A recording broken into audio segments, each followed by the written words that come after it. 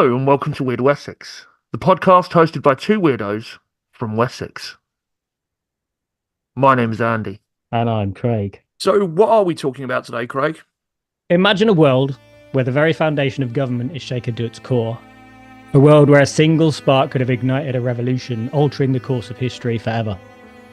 Today we're diving into the explosive story of Guy Fawkes and the Gunpowder Plot, a daring attempt to overthrow the English monarchy in 1605. Join us as we try to work out how a man raised by a Protestant lawyer grows up to be not only a Catholic, but one that's willing to give up his life for his faith. Remember, the 5th of November, gunpowder, treason and plot. We see no reason why gunpowder treason should ever be forgot. Guy Fawkes, it was you that would have blown us all up. But the plot was discovered and the plot was dispersed. So hooray for the 5th of November, hooray for the Gunpowder Plot. Hooray for the 5th of November, let Guy Fawkes be forgot. And I just want to credit as well. So we've been using a particular book for this one, which is called The Real Guy Fawkes by Nick Holland. Looks like that, in case you want to find it on Amazon or your local bookshops, I guess. So we can't really talk about the Gunpowder Plot without at least giving a brief overview of the Reformation. This is a period of religious reform in the 16th century that shook Europe to its core. It started with Martin Luther, a German monk who was fed up with the Catholic Church's corruption. I've heard of him. Wasn't he mad about indulgences? Exactly. Indulgences were basically get out of jail free cards for your sins. The Catholic Church was selling them to raise money, a lot of money, and Luther thought the whole thing was a scam. And people bought into it? Oh yeah, back then people were pretty desperate to avoid eternal damnation, it turns out. Luther's ideas spread like wildfire, and soon there were all sorts of new Protestant denominations popping up, such as Lutheranism, Calvinism, I always mispronounce that one, and Anglicanism. And that's how we got to the Church of England, right? Exactly. King Henry VIII, who was initially a devout Catholic, broke with the Church in 1534, establishing the Church of England as a separate entity. But let's be honest, his real reason had more to do with desire for a divorce, or a big part of it anyway. The Act of Supremacy gave Henry the power to appoint the Archbishop of Canterbury and dissolve monasteries and declare that he, and not the Pope, was the head of the English Church. This whole part of history is way more complicated and long than we've got time for in this episode, but it is important to know what was happening in order for us to understand why the Gunpowder Plot happened in the first place. During Guy's time, it's important to note that it was a legal requirement to attend the Church of England services, and being Catholic, this was difficult and led to fines, imprisonment, and even death in some cases. These were turbulent times, with wars, rebellions, and assassination attempts rife. So let's talk about Guy Fawkes. He was born on April 13, 1570, during the reign of Queen Elizabeth I. By the time he met his untimely end in 1606, James I was on the throne. Guy's parents, Edward and Edith Fawkes, were Protestants and lived in York, a city known for its paranoia and treachery. Edward was a lawyer in the ecclesiastical courts, and it's likely Guy was expected to follow in his footsteps. Growing up in York, Guy was exposed to a different world. He attended St. Peter's School from around the age of 6 or 7, where the headmaster, John Pullin, was a secret Catholic. Pullin probably influenced Guy and several other students who later became involved in the Gunpowder Plot. John Pullin was a papist. This is someone who attends Church of England services but sees themselves as Catholic at heart. The average lifespan in Guy Fawkes' time was tragically short, with only around 40 years or so, and a shocking 20% of children died within their first year. It's no surprise then that Guy lost his father, Edward, while he was still a young boy. Despite his family's middle-class status and Edward's reputation as an educated and respected man, diseases and illnesses were rampant during that era. Edward passed away at the tender age of 45, leaving Guy, the eldest child, to become head of the household at just 8 years old. Intriguingly, despite his profession overseeing oaths and wills, Edward didn't leave one, perhaps suggesting it was quite an unexpected death. With his father gone, Guy turned to his old school friends for guidance and support. Among them were Jack and Kit Wright, whose uncle had been executed for being a seminary priest in 1586. According to Guy's own tortured confessions in the Tower of London, it was the wrongful imprisonment and death sentence of Margaret Clitherow that ultimately led to his conversion to Catholicism. Strap in, Andy. This is where it gets dodgy. Here we go. Margaret was a devout Catholic who lived and worked on the shambles in York. Married to a butcher, she secretly harboured Catholics in her home and educated children in the faith. When her activities were discovered, she refused to renounce her beliefs or betray others, resulting in a horrific sentence. On March 26, 1586, she was subjected to a public execution that was so gruesome that even the guards were unable to bring themselves to carry it out, so 4 beggars were paid to come in. One of the sheriffs even collapsed to his knees in tears in the doorway. Margaret was placed on a sharp stone, and a heavy door was placed on top of her. Stones were placed on top of the door, slowly crushing Margaret to death under 800 pounds of stone. A wave of horror swept through the crowd. The sounds of her cries for mercy, the sight of her contorted body, and the sheer brutality of the torture were etched into the minds of all who witnessed it. The torture lasted around 15 minutes as she cried, "Jesu, Jesu, Jesu, have mercy on me." The motive behind Margaret's horrific sentence were likely to deter others from following the Catholic faith. However, the opposite effect occurred. The citizens of York, even non-Catholics, were outraged by the cruelty of her punishment. Queen Elizabeth herself condemned the action, expressing her horror at the treatment of a fellow woman. The course of Guy's life was forever changed by this tragic event. Scholarly pursuits and following his family's traditions in the ecclesiastical courts held little interest for him. Instead, his newfound Catholic faith and a burning desire to fight for justice became his driving force. After Guy's mother remarried and moved to Scott, a village known for its strong Catholic presence, he and his siblings followed suit. The year was likely around 1588, and their new stepfather, Dennis Bainbridge, was a well-respected Catholic recusant. I don't know why, but you say Bainbridge, I just want to grab my mustache and give it a little. Yeah, Bainbridge. Isn't that Mighty Boosh? Oh, wait, yeah. I think you're right. It was during these years that Guy finally received his inheritance, and as Guy's Catholic faith posed a significant risk to his inheritance, as the government often seized the lands of those who refused to conform to the Protestant faith, to safeguard his family's financial security, he wisely sold off some of his land and rented out others. During this time, there is speculation that Guy may have married and had a son. However, the evidence is scarce, and if it's true, it's likely that both the child and the mother tragically passed away, perhaps during childbirth, as was quite common in the time. In 1572, Guy began working as a footman at Cowdray House, a notable Catholic stronghold. While ordinary people faced persecution for their faith, households belonging to the nobility, like Lord Montague's, offered a degree of protection. At Cowdray House, Guy enjoyed unprecedented freedom to practice his Catholicism. Many prominent Catholics and Jesuit priests visited the house during his time there, including young individuals who shared his frustration with the current religious climate. For reasons that remain unclear, Guy was dismissed from his position after only 4 months of service. However, his job was reinstated shortly after Montague's unexpected death. Guy left Cowdray House in 1593 and embarked on a journey to Flanders with his friend and distant cousin Richard Colling. While Richard sought to further his spiritual education, Guy yearned for the thrill of battle and the opportunity to fight for his faith. Joining the Holy Roman Empire under the name Guido, Guy endured the harsh realities of life as a soldier. Winters were brutal, with soldiers often surviving on meagre rations of dry acorns. Despite the hardships, Guy's courage and skill earned him respect among his comrades, leading to his promotion through the ranks. His participation in sieges like Calais in 1596 exposed him to the devastating power of gunpowder, a knowledge that would later prove crucial in the Gunpowder Plot. The changing nature of warfare with the increasing use of gunpowder and explosives provided Guy with a valuable experience and expertise. His time in the Spanish army undoubtedly shaped his worldview, honed his military skills, and instilled in him a deep understanding of the destructive potential of weapons. In April 1603, James I ascended to the throne, uniting England and Scotland and establishing peace with Spain. While initially more tolerant of the Catholic community, King James's policies eventually reverted to the persecutory measures of his predecessors.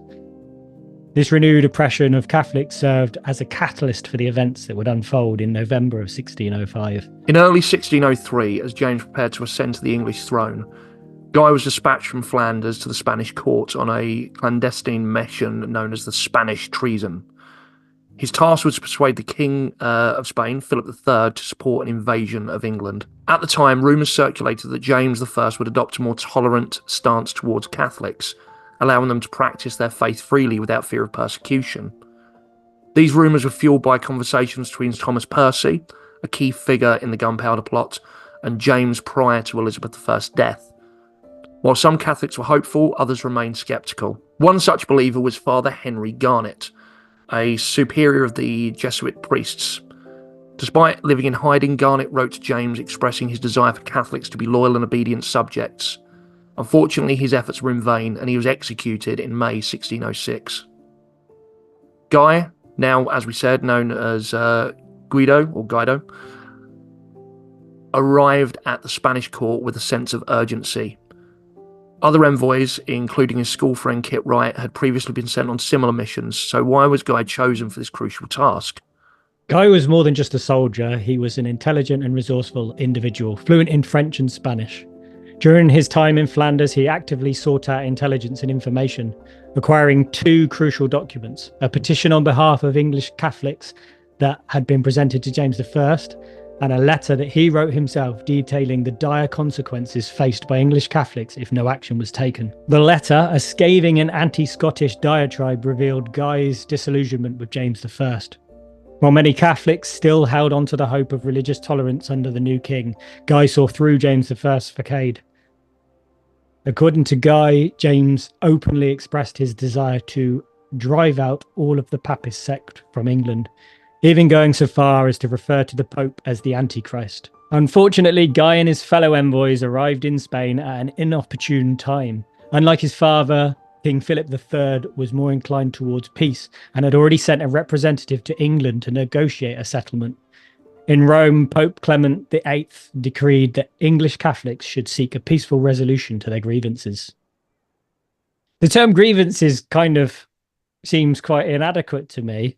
They're describing persecution, imprisonment, and death faced by Catholics in England. It's very stiff upper lip, isn't it? We have grievances, sort of just seen some poor woman pressed to death under stones. Yeah. I genuinely like reading through the book, and I got to this and I just started to get angry. I just let's just blow up Parliament, Andy. Let's just do it. And that is what's going to get our podcast cancelled and us arrested. I guess, I don't know, maybe James was a bit frustrated trying to find that Sawney Bean fellow up in Scotland at the time. Oof. Tied it all together. That's it. Who later went on to become the Beast of Jevedun. Callbacks. Indeed.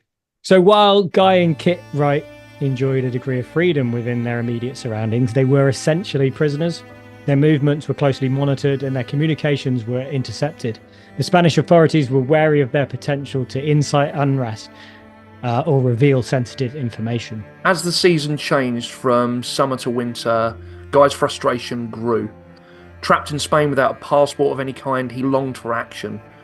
In March 1604, with peace talks between England and Spain progressing, Guy and Kit Wright were finally granted passports and allowed to leave. During their 8 months in Spain, significant developments had occurred. The 19-year Anglo-Spanish War had officially ended in August 1604 with the signing of the Treaty of London. However, the Catholic community in England faced continued persecution. Two separate plots, known as the By-Plot and the Main Plot, had been foiled in an attempt to overthrow James I.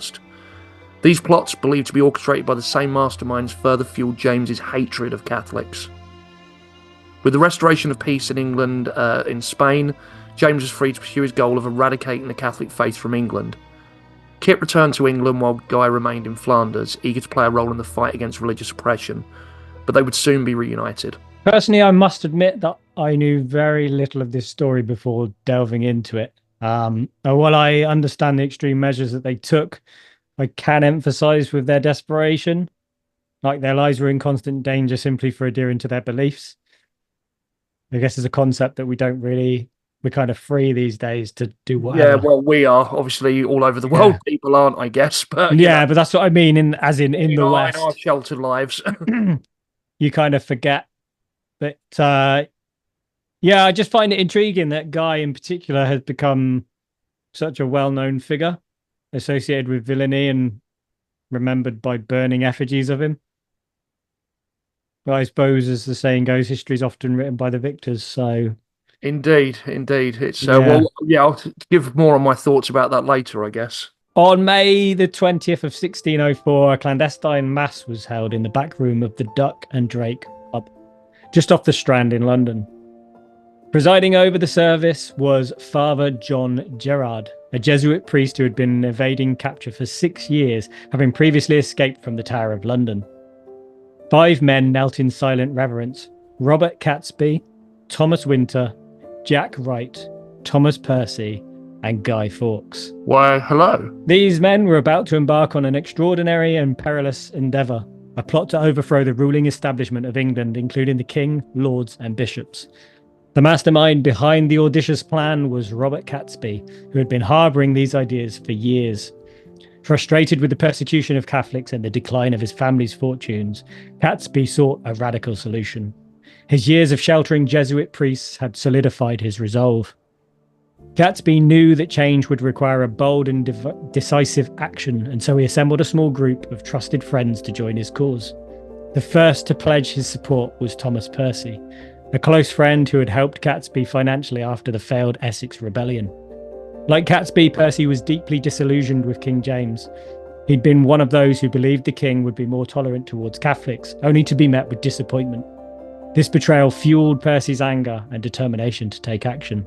One day in June 1603, Catesby discussed his plans with Percy, who initially vowed to kill the king himself. However, Catesby dissuaded him, suggesting a more impactful and strategic approach, saying, No, Tom, thou shalt not venture to small purpose, and if thou wilt be a traitor, thou wilt be to some great advantage. I am thinking of a most sure way, and I will soon let thee know what it is. Robert Catesby, the mastermind behind the plot, revealed his plans to Jack Wright in October. Wright, driven by a deep sense of injustice and desire to protect the Catholic community, immediately joined the cause. Their goal was not merely to kill the king, but dismantle the entire ruling establishment, replacing it with a Catholic-friendly government. The second recruit, Thomas Winter, a cousin of Robert's, was drawn into the plot by Catesby's passionate pleas. Catesby convinced Winter to abandon his plans to fight in Flanders and instead join the fight for religious freedom at home. He outlined his audacious plan to blow up Parliament House with gunpowder, arguing that this act of retribution would bring about the necessary change, in saying, "In that place they have done us mischief, and perchance God hath designed that place for their punishment." Winter was initially hesitant, fearing the devastating consequences of such a violent act. But he warned that failure would not only lead to their own condemnation, but also inflict suffering on their families and the wider Catholic community. To alleviate Winter's concerns, Catesby suggested sending him to Belgium to meet with the Spanish constable, who was engaged in peace talks with England. If the Spanish constable would secure religious tolerance from the English king, the plot would be abandoned. While in Belgium, Winter was also tasked with enlisting Guy Fawkes to join their cause. Guy Fawkes returned to England, arriving in Greenwich and rowing up the Thames with Winter to Catesby's residence. There he was reunited with Catesby and their old school friend Jack Wright. Over the following days, Catesby painted a bleak picture of England, outlining the persecution faced by Catholics and the urgent need for change. He refrained from revealing the specific details of his plan until Thomas Percy arrived. As Percy entered the room, he exclaimed with frustration, "Shall we always, gentlemen, talk and never do anything?" His words echoed the sentiment of the others, who were eager for action. The Duck and Drake pub, a known haven for Catholics, provided a discreet setting for their clandestine meeting. Before joining Father Gerard for Mass, Guy and Percy joined their fellow conspirators in a solemn oath of fellowship and secrecy. Placing their hands on a book of prayers, they swore on pain of death and eternal damnation to keep their plans a secret. The 5 men entered the room where Mass was performed, and bread and wine sealed the bonds between them, and Father Gerard left, unaware of the monumentous plans about to unfold. The conspirators knew they needed a suitable property near Parliament House to execute their plan. They would need to tunnel beneath the building and plant enough gunpowder to cause catastrophic destruction. Simultaneously, they planned to seize the daughter of King James and install her as their puppet queen. Before parting ways, each conspirator was assigned a specific role. Guy Fawkes was tasked with the arduous task of mining the tunnels and procuring the necessary gunpowder. Initially, things seemed to be going according to plan. The Earl of Northumberland was in charge of the King's Gentlemen Pensioners, established in 1509 by Henry VIII and now known as His Majesty's Bodyguard of the Honourable Court of Gentlemen at Arms. It's a bodyguard to the King or Queen. So the Earl of Northumberland appointed to the position his friend Thomas Percy, and this is a decision that would later come close to costing the Earl his life. As a gentleman pensioner, Percy would be expected to spend time in close proximity to Parliament. This provided the conspirators with the perfect cover to lease a house near Parliament House without raising suspicion.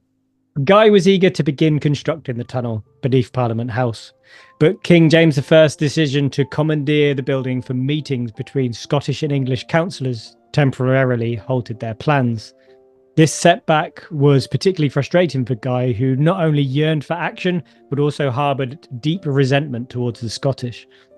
Later, during his imprisonment and torture, he would famously declare his intention to blow the Scottish beggars back to their native mountains. Oof! I know, man. Apologies to all my Scottish friends. We're quoting. With the tunnel project delayed, the conspirators dispersed to their homes. Guy sought refuge with Thomas Percy, taking on the guise of a servant named John Johnson to avoid detection. In October, as the initial talks on the Scottish-English Union concluded, the plotters reunited in London to resume their preparations. They began gathering the necessary materials, including timber for the tunnel and a substantial amount of gunpowder. Initially, these supplies were stored at Catesby's house on the opposite side of the Thames. By the time of their capture, they had amassed an impressive stockpile of gunpowder, enough to destroy Parliament House 25 times over. Blimey. A sixth man, Robert Keyes, joined the plot to oversee their supplies while the others were away, and on December 6th, they received the welcome news that the house would be returned to Percy, signalling that the time for action was approaching. The construction of the tunnel was a gruelling task, particularly for Catesby, who was unaccustomed to manual labour. To avoid suspicion, they worked diligently at night, carefully disposing the excavated material in small quantities into the Thames. Guy, with his expertise in mining, guided the group and kept a watchful eye for any signs of danger. By Christmas Eve in 1604, they had managed to break through the outer wall of Parliament House. The King's decision to postpone the opening of Parliament from February the 7th to October the 3rd, due to the threat of the plague, provided a temporary reprieve for the conspirators, giving them more time to complete their preparations. However, it also increased the risk of discovery. Exhausted from their arduous work, the men were sent home for Christmas to rest and recuperate and recover.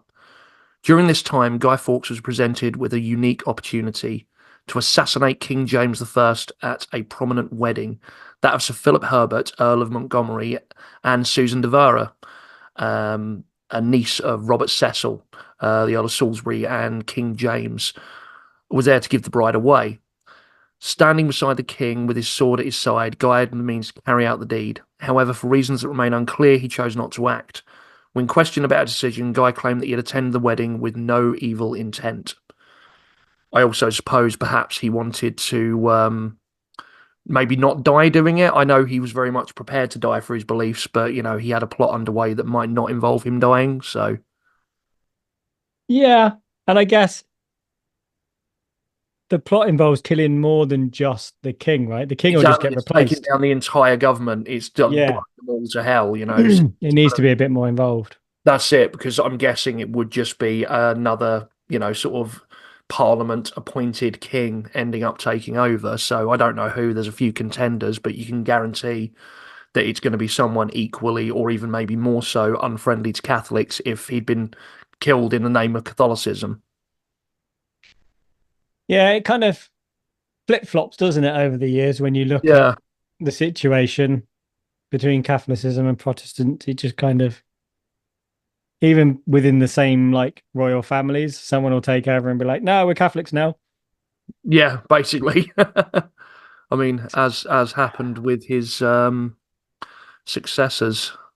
On February the 2nd, Candlemas, the conspirators reunited to discuss their next steps. Percy, as a gentleman pensioner, would have access to the palace and could seize the young Duke Charles, later to be Charles I, under the guise of protection. Lady Elizabeth would also be taken by force from her protector, Lord Harrington, if necessary. The group returned to the tunnel, their progress hindered by the thick stone wall. They shifted their focus to moving the gunpowder, transporting it at night via the river. This dangerous task would free up Robert Keyes to assist with the tunnelling efforts, which had become increasingly challenging due to the proximity of the Thames, meaning that the tunnel would periodically flood and require emptying with barrels. Guy recognised the need for additional help and recruited Kit Wright, Jack's brother, to join the plot. Wright's strength and physical capabilities would be invaluable in completing the tunnel. Another individual who may have joined the conspiracy at this time was Thomas Bates, a loyal servant of Catesby. Bates's involvement seems to have been primarily motivated by his devotion to his master rather than any strong personal conviction. Just before his execution, he claimed that his participation was solely due to his love for Catesby, which had led him to neglect his duty to God, king and country. To ensure the success of their plot, Catesby realised the need for additional resources, including money and horses. In early 1605, he met at the Catherine Wheel Inn with John Grant, the brother-in-law of the Winters, and Thomas Winter's brother Robert. While John was easily persuaded to join the cause, Robert expressed scepticism about their chance of success without foreign aid or support from influential figures. Catesby, however, remained resolute, believing that their cause was just, saying, "There were no great men he would trust and no hope of foreign assistance." Robert Winters brought a significant financial contribution to the group, far exceeding Catesby's own wealth. John Grant, on the other hand, offered to provide the horses necessary for the kidnapping of Lady Elizabeth, which he had stabled at Warwick Castle. The tunnelling process proved to be challenging and fraught with setbacks. One day, a strange ringing noise alerted the conspirators to a potential problem. Superstitious, they applied holy water to the walls before continuing their work. However, a scraping sound soon followed, raising concern about spies or a possible tunnel collapse. The men decided to investigate the source of the noise. Yeah, boss. Hey, boss, what's this noise? What's the source of this noise? The tunnel.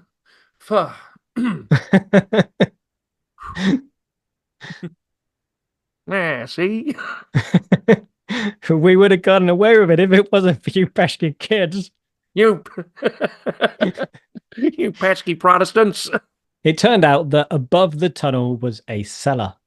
Not really a cellar in a conventional sense, but it was a room underneath part of Parliament. The discovery of the cellar above the tunnel presented an unexpected opportunity for the group. The cellar, owned by Ellen Bright, a widow of a coal merchant, was being cleared out and offered a convenient hiding place for the gunpowder. Guy, in his guise of John Johnson, arranged for Thomas Percy to purchase the cellar, eliminating the need to continue digging through the 10-foot thick wall. The group moved the gunpowder into the cellar, concealing it with wooden planks and furniture to avoid suspicion. For added measure, they also stored a year's supply of wine and cider, and with the preparations complete, all that remained was to wait for their appointed day. Guy returned to Flanders to secure additional support for the aftermath of the explosion.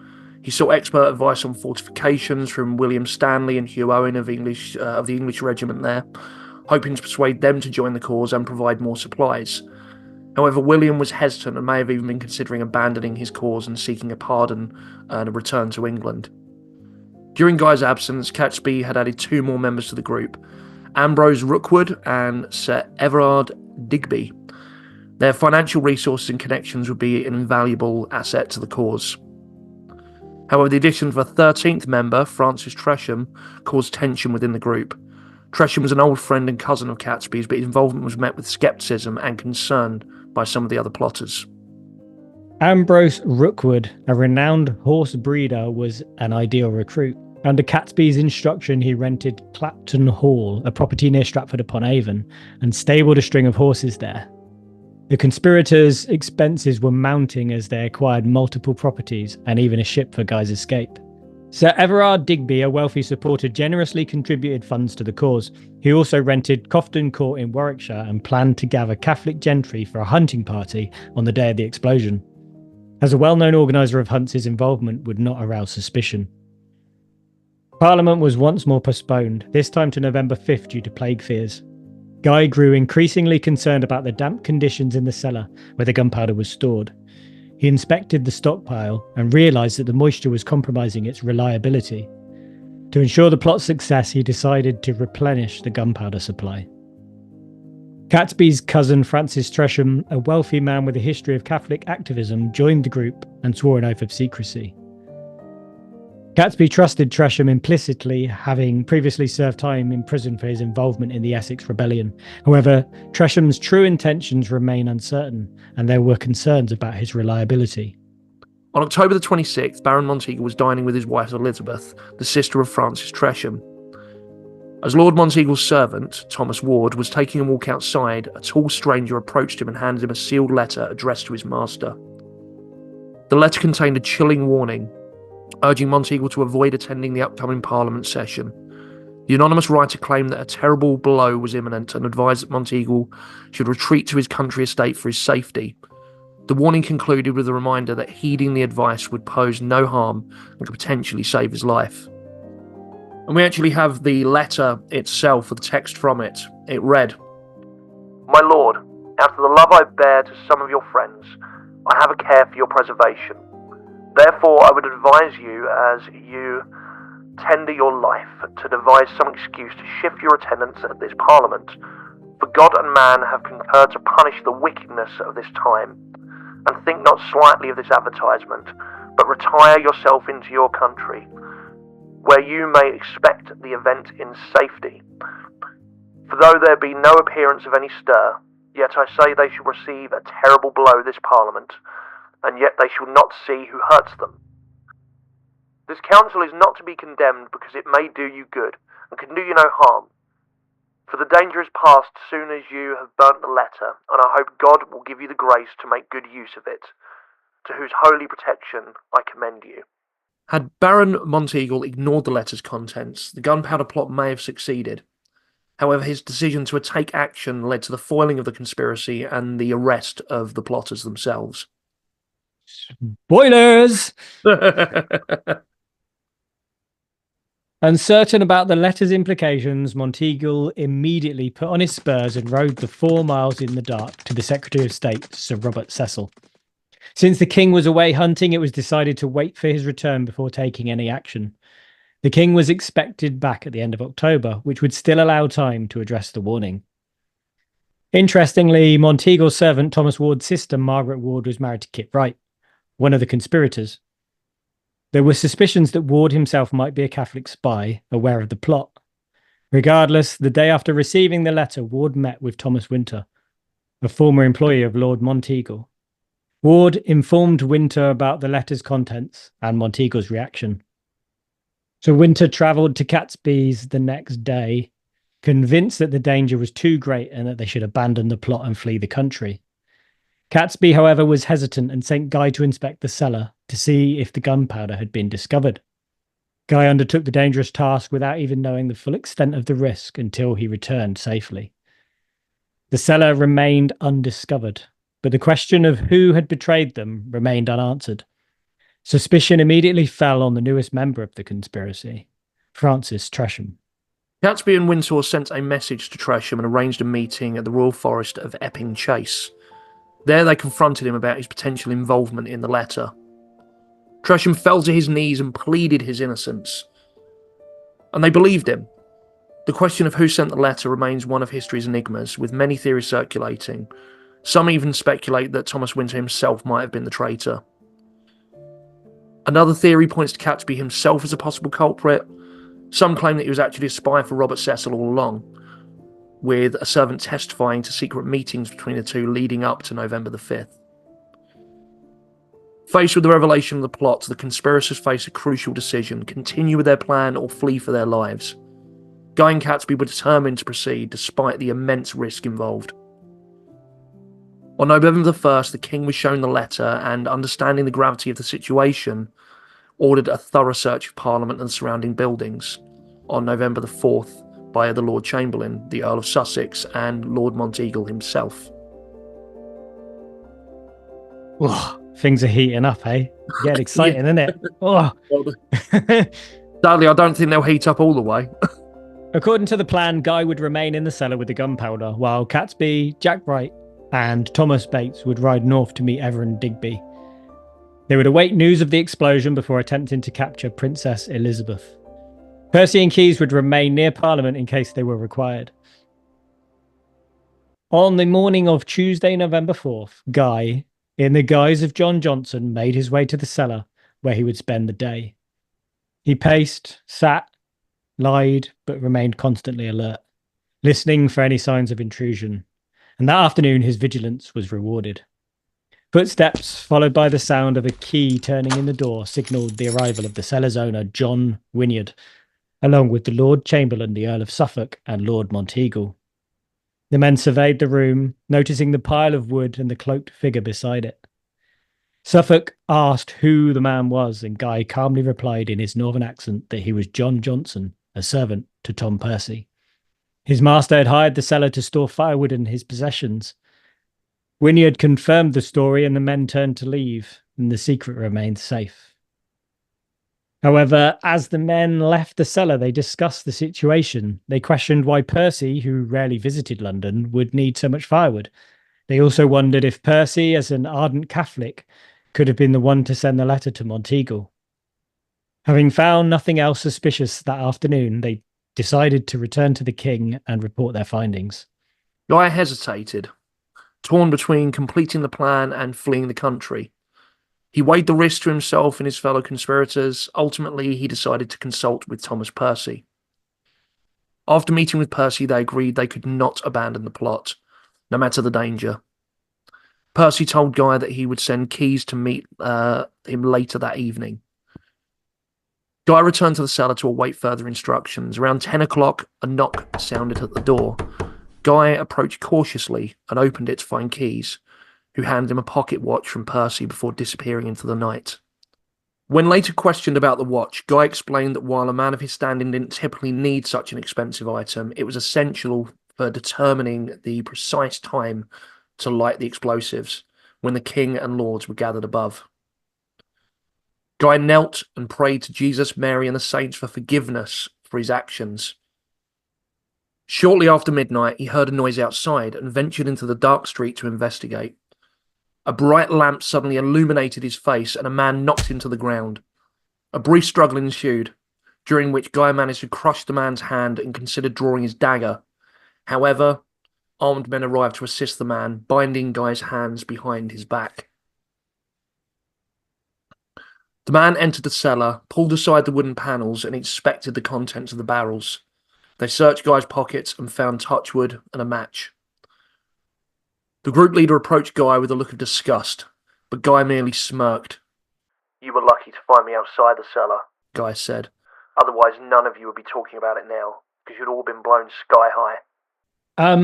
Yeah, I was going to say on that as well, I find it interesting that they found touchwood and a match. Like, the whole plot hinged on one fucking match. Yeah, that's it. You know, you do that bit where you strike and it breaks. Like, well, fuck. Well, I guess we're not blowing up Parliament tonight, guys. Yeah, no. Any offies open? You know, get a box Mad. of matches. Yeah. By 4 a.m. on November the 5th, a naked and bloodied but defiant man was dragged to see the king in the royal bedchamber, accompanied by Robert Cecil and the Earl of Sussex. Once he was stripped, it became clear that the man known to the interrogators as John Johnson was a Catholic by the discovery of a crucifix, rosary beads, and a hair shirt, which was a religious garment worn by Catholics as a reminder of Christ's suffering. His association with Thomas Percy had already implicated Thomas, and Percy's close friend, the Earl of Northumberland, was also implicated. Guy looked the king in the eye and declared that his only regret was the failure of his plan. In response, he was subjected to a barrage of slaps, kicks, and punches, but he remained steadfast in his declaration. He said, "A desperate disease requires a dangerous remedy." In a later sermon delivered after the news had spread, William Barlow, the Bishop of Rochester, described Guy as a bloodsucker and labelled him the devil of the vault. Barlow insisted that Guy had sought to bring down the sun and the moon, not from heaven to earth, but to the bottomless pit where he and Satan resided. Wow. That is some hatred, but he's sounding more and more of a badass as this goes on, you know. By morning, word of the failed plot had spread. Kit, encountering Lord Monteagle, realised something was amiss and headed straight to the Duck and Drake, where Thomas Wintour was staying. Wintour instructed Kit to find Percy and warn him. When news reached Percy, he headed north, joined by Robert Keyes and Ambrose Rookwood. At this time, the only name known besides John Johnson was Thomas Percy, and John Lepton had been tasked with hunting him down. Thomas Wintour, perhaps out of bravery or resignation, decided to remain in London. He headed to Parliament, where he was stopped by two guards wielding pikes. "There is treason discovered in which the king and his lord shall have been blown up," they declared. Wintour had heard enough and immediately headed north to join the others. Meanwhile, Guy had been transferred to the Tower of London for interrogation. He knew his task was to remain quiet for as long as possible, giving his fellow plotters a chance to escape and perhaps find another way to restore Catholicism to supremacy. Across the capital, others were celebrating and lighting bonfires, a tradition that continues to this day. On November 6th, after further questioning, the king authorised the use of torture, stating, "If he will not otherwise confess, the milder tortures are to be first used on him, and then by steps proceeding to the worst." The first instrument of torture was the manacles, chains fastened to the walls that extended the prisoner's arms vertically. In Guy's case, it's believed that he was suspended by his thumbs for hours at an end. Fuck! I mean, we are going to see how much of a hard ass he was at this point. Yeah. He was then placed in a cell known as the Little Ease, a cramped space measuring 4 foot high, 16 inches wide, and 2 foot long. This cell prevented its occupant from standing, lying down, or sitting comfortably. In addition, Guy was subjected to beating, sleep deprivation, and food deprivation. But despite these extreme measures, he refused to break. I'll probably mention as well, Guy was quite tall, I believe, as well. So being in that sort of small cell was even worse.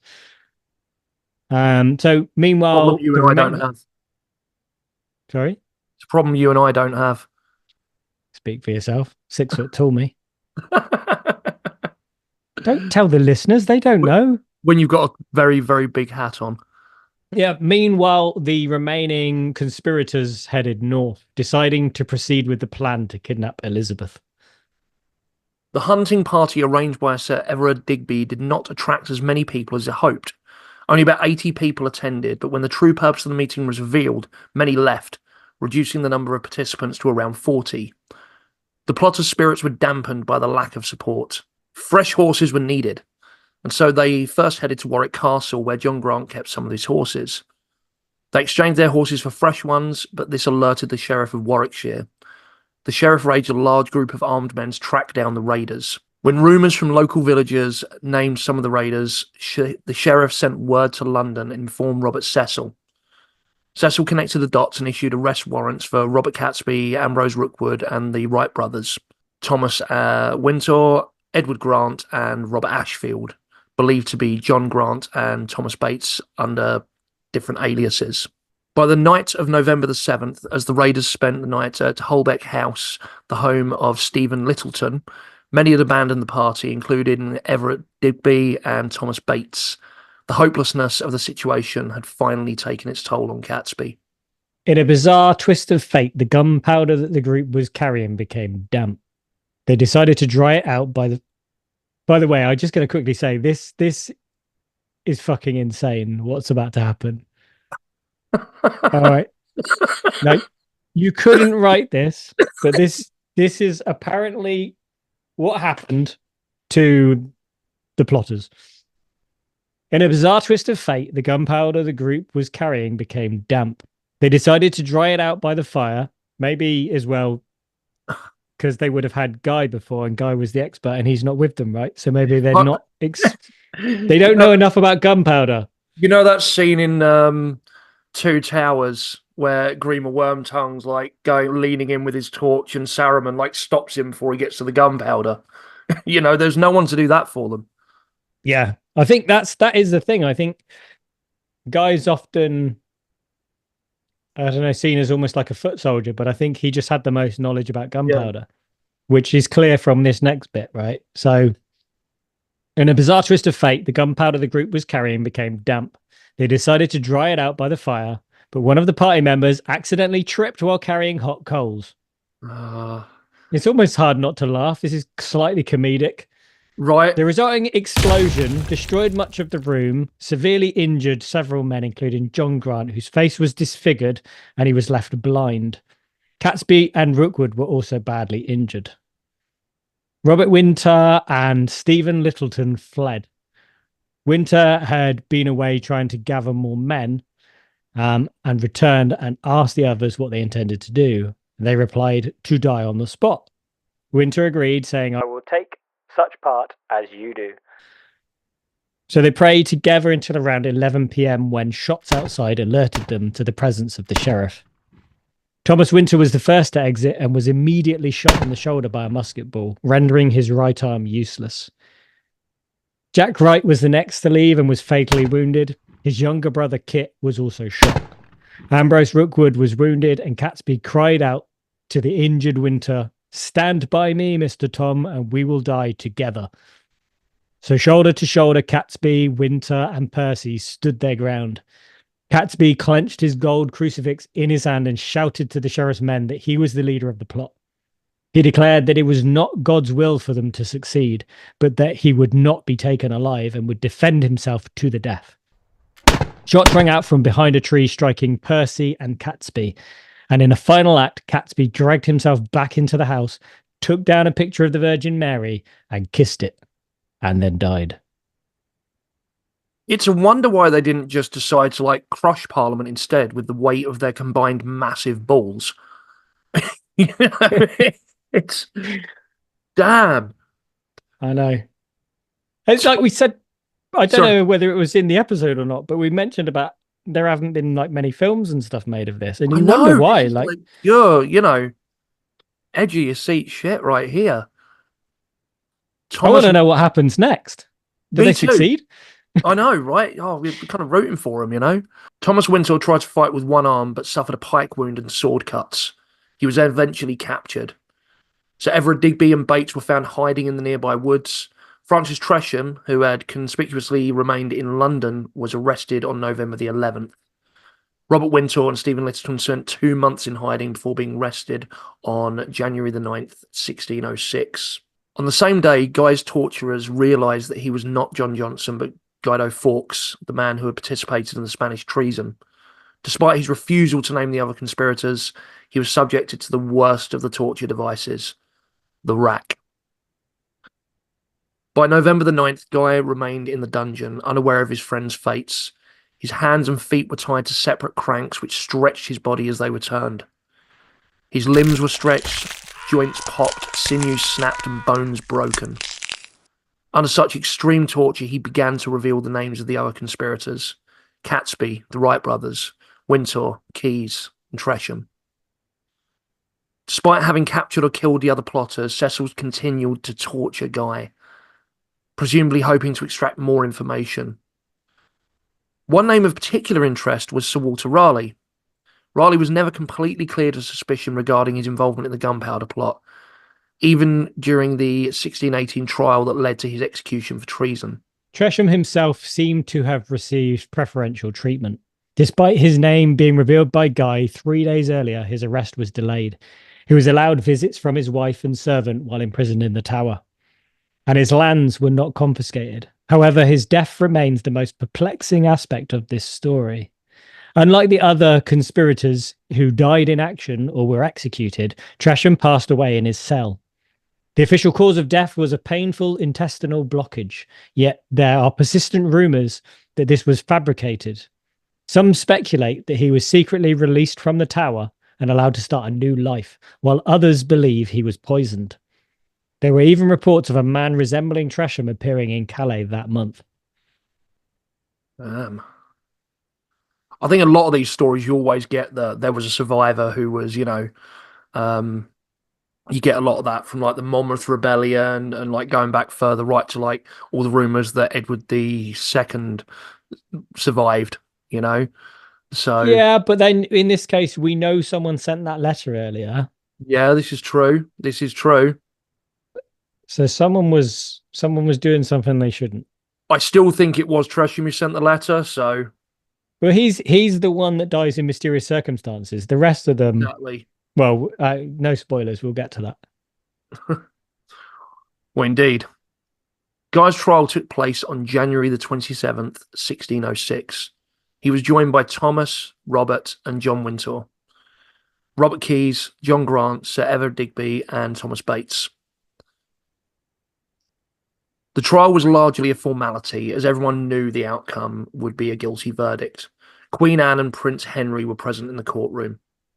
Sir Edward Phillips, a lawyer and future Master of the Rolls, was the first to address the court. He described the plot as an act of horror, such horror and monstrous nature that the tongue of man had never before delivered, nor the malice or hellish or earthly devils ever practised. In addition to indicting the accused men, Phillips blamed the Jesuit movement for the plot and named Father Garnet, Gerard, and Tessimond as key figures. This theme was continued by the next prosecutor, Attorney General Sir Edward Coke. Coke lamented the fact that the priests involved in the plot were not yet on trial, angrily stating, "I've never known a treason without a Roman Catholic priest. In this case, there are many Jesuits who are known to have been involved in the plot. The principal offenders are the seducing Jesuits, men who use the reverence of religion, even the most sacred and blessed name of Jesus, as a cloak to cover their impiety, blasphemy, treason, rebellion, and wickedness." After the men's confessions, the accused were asked if they accepted the charges against them. And Guy, defiant to the end, responded, "We have never dealt with the Jesuits in this business, nor did they ever persuade or urge us to undertake it. This claim is as false as it is true that we were alone began and ended the business. Therefore, I reject the indictment entirely, as it falsely alleges our meetings with Jesuits and their alleged advice and consent. We never heard of such meetings, and I deny them here and now." Guy's words were in vain, but he had spoken his mind and remained defiant before those who held his life in their hands. All that remained was for Coke to pronounce the horrific and inevitable sentence. "To be drawn to the place of execution from his prison as being not worthy any more to tread upon the face of the earth whereof he was made. Also for that he hath been retrograde to nature, therefore is to be drawn backward at a horsetail. He must be drawn with his head declining downward, and lying so near the ground as may be, being thought unfit to take the benefit of the common air. For which cause also shall he be strangled, being hanged up by the neck between heaven and earth, as deemed unworthy of both, or either, as likewise that the eyes of men may behold, and their hearts condemn them. Then he is to be cut down alive, and to have his privy parts cut off and burned before his face, as being unworthy begotten, and unfit to leave any generation after him. His bowels and inlaid parts taken out and burned, who inwardly had conceived and harboured in his heart such horrible treason. After to have his head cut off, which had imagined the mischief. And lastly, his body to be quartered, and the quarters set up in some high and eminent place, to the view and Fuck's sake. Detestation. Thank you. of men, and to become a prey for the fowls of the air.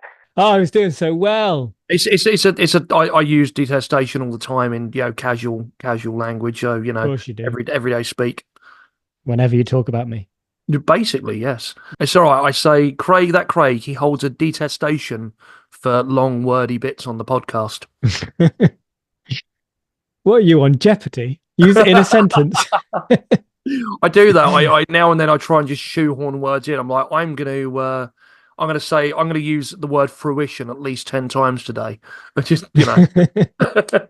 You must be a pleasure to work with. Those kids must love you. It makes you sound smarter if they don't understand the word, but you use it confidently. I'll get away with a quick cut. I'm going to go from after this in. Yeah, maybe. After to have his head cut off, which had imagined the mischief. And lastly, his body to be quartered, and the quarters set up in some high and eminent place, to the view and detestation of men, and to become a prey for the fowls of the air. Guy knew this sentence would be passed, yet terror still gripped him at the moment those dreaded words were spoken to his face. Digby was the last to be tried and the first to be executed. He was dragged from the tower to the courtyard of St Paul's Cathedral at first light on January the 30th, 1606. After making his final prayers, Digby was led to the scaffold. It was customary for the prisoner to be hanged until half unconscious and nearly dead before being cut down, thus alleviating the suffering to come. However, Digby's executioner, either acting on orders or through their own cruelty, cut him down almost immediately, prolonging his agony. Digby banged his head when cut down, which may have stunned him slightly, but it is said that when his heart was ripped out with the traditional cry of, "Behold, the heart of a traitor!" he still had enough life in him to call back, "Thou liest!" Again, balls of steel. Also, they executed that day Robert Wintour, John Grant, and Thomas Bates. Catesby's death at Holbeck House did not spare him the wrath of government. An order was sent by the Privy Council for his body to be exhumed from the grave and subjected to the gruesome punishment of hanging, drawing, and quartering. His head was placed on a pike, not on London Bridge, but atop the Parliament building itself, alongside the head of Thomas Percy. Guy endured one more sleepless night, spending it in prayers for a quick and merciful end, and for the eventual success of the cause he so passionately believed in. Guy faced a much longer journey on January the 31st as he was to be executed at Westminster Yard, in the shadow of the building he had hoped to destroy. A huge crowd had gathered throughout the day, a day that had already seen Thomas Winter, Robert Keyes, and Ambrose Rookwood hanged, drawn, and quartered to the cheers of most of the crowd. However, there were also silent supporters of the Catholic cause, including priests saying prayers for the dying and dead. Being dragged on a wooden bracket behind a horse for 2 miles exasperated the injuries Guy had sustained on the rack, leaving him barely capable of standing when he reached the scaffold. This was the man the crowd had come to see, the devil himself, the gunpowder monster, Guy Fawkes. It was fitting that the man who would have lit the fuse that would have changed history forever, the first of the conspirators to be arrested, was the last to be executed. His weakness was such that he needed help to climb the scaffold, yet he insisted on reaching the top rung. There, he said one final prayer, thinking of his mother and father, his sisters, and others he loved and would never see again. The supports were removed, and within seconds there was a cracking noise. Guy's body had been unable to support his own weight. His neck had broken, and he died instantly. His last prayer had been answered. Guy had escaped the torture and humiliation of being hanged, drawn, and quartered. Nevertheless, his body was quartered after death, and his head was stuck on a spike on London Bridge for all to see. Guy Fawkes, the man who had tried to kill the king and his government, became a spectacle of scorn and hatred. Interestingly, until 1959, it was actually legal not to celebrate Bonfire Night in Britain. During World War I and World War II, public gatherings and displays, including fireworks and bonfires, were prohibited under the Defence of the Realm Act of 1914. This was implemented to protect people during the war by keeping the enemy unaware of their location. So during this time, people were still required to celebrate the event indoors. Leo Wrinkler, a former headmaster of Guy Fawkes' school, has suggested it's time to forgive Guy's role in the Gunpowder Plot. He stated, "We like him as a former boy, but we don't regard him as a role model. It's time to move on and let the poor soul rest. You could argue that he's an icon of the complex and flawed nature of human beings." The school lights a bonfire every November the 5th, but they omit the effigy of Guy Fawkes. I just want to add as well, that is some straight up bullshit propaganda on the government's part up until then, you know? That is, that is real, like, going hard on it. That is, wow. That surprised me. Shouldn't do maybe, but that surprised me. Yeah. So masks designed by David Lloyd for V for Vendetta, the graphic novel and later film, are based on previous effigies of Guy Fawkes used for burning on Guy Fawkes Night or Bonfire Night. But David once wrote, "Why don't we portray him, V, as a resurrected Guy Fawkes, complete with mask, cape, and conical hat? He'd look really bizarre and give Guy Fawkes the image he's always deserved. We shouldn't burn him every November 5th, but celebrate his attempt to blow up Parliament." Yeah, I'll be honest, like before this, like I pretty much knew none of this story.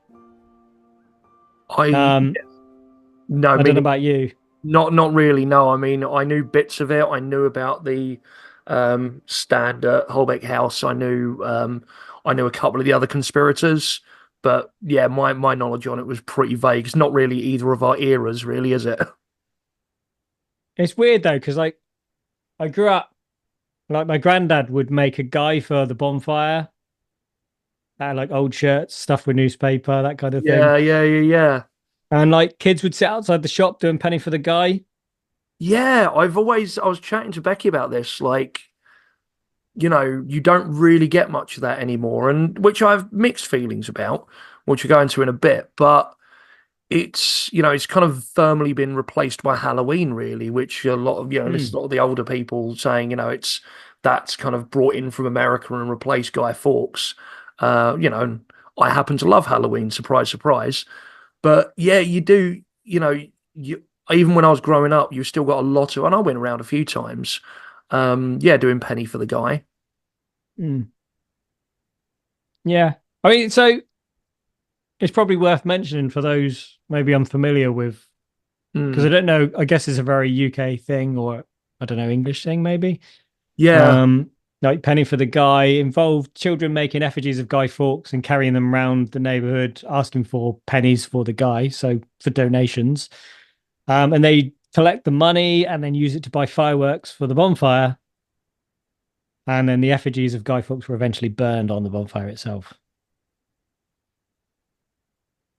yeah, it's a bit macabre, really, isn't it? It's a bit It's weird, right? And I mean, we still do it, but generally without burning the effigy. I certainly wouldn't do that now, having read the story properly. Um, but I think as a child, I probably misunderstood like the significance of the tradition. We'd go around my grandparents' house, bonfire, like I say, making a guy, burning the guy, but we were never taught any of the real story, I don't think. Um, and I think I probably misunderstood it as maybe celebrating Guy's attempt to blow up yeah. Parliament rather than the failure of the plot. I was the same, I was like, um it never really sort of clocked with me that, it was supposed to be a celebration of the failed attack. I don't know, it really kind of threw me. It was like, yeah, my sort of child brain couldn't really comprehend that we were blowing things up to commemorate the failure. It just didn't kind of check really. Yeah. And I think maybe you don't ask so much as a kid. So, like, I might have misinterpreted what we were doing, but I never thought to say, why are we celebrating that someone tried to blow up Parliament? Yeah. I mean, is it in Lewis that in Sussex you have the massive bonfire night? They do a I don't huge know. one there. We should absolutely go and do that for the podcast next year. Next Um, week. Yeah, Next let's do week. it. I think it's a bit late. Well, maybe. Um, it's I think it is always held on the 5th, I think. But I think they burn an effigy of the Pope, or at least they did until recently, which is Ooh, damn, just going wow. like, going straight above Guy, I guess. Yeah, that's pretty dark still. Like, let's just stop burning effigies of anybody, right? It wasn't the Pope just in general, although it's kind of hard to tell really. It's the get up, but I think it was actually the Pope at the time, which was one of the Pauls. It's supposed to be an effigy of the Pope at the time of the plot. Yeah. But yeah, they do a huge thing. I think they've replaced it now. They just switch out effigies now. They don't think they do a Pope anymore. But I was just gonna say, so most of our episodes we normally discuss whether we're a believer or not, but it's a bit difficult with. I believe this happened. Yes, I don't know. I'm tired of being a skeptic, Craig. I think this actually happened. Do you know what? I'm gonna stick by you on this one. I think this is real. That's it. Call us out there, but call us crackpots. But I think this one's a real one. No, in all seriousness, I guess thoughts on it is we do, sort of, you do kind of have that a little bit when you're growing up of thinking. I mean, he's always been a bit of a cool figure, though. Even when you think he's the baddie, he's the cool kind of baddie. Um, and I guess that, and I think V for Vendetta has probably gone some of the way to sort of part of the pump, reigniting that, I sort of rewatched that as part of my research. I gotta be rewatched done. V for Vendetta. Gotta be Great done. film. I didn't know if it'd stand up, but yeah, it's just good. He's really good. And obviously you see things, sort of people online, for better or worse, have adopted that, from anonymous to basically anyone that utters anything outside of the norm decides to post a picture of a guy with a Guy Fawkes mask on. It's kind of a bit overdone in that sense now, says the guys that started the podcast with Guy Fawkes masks on. Yeah, I mean, I don't know whether it's like there's all these ideas about who was really behind the plot, there's ideas that it was always an inside job from the beginning as well. Like, do you believe any of that stuff? Are you?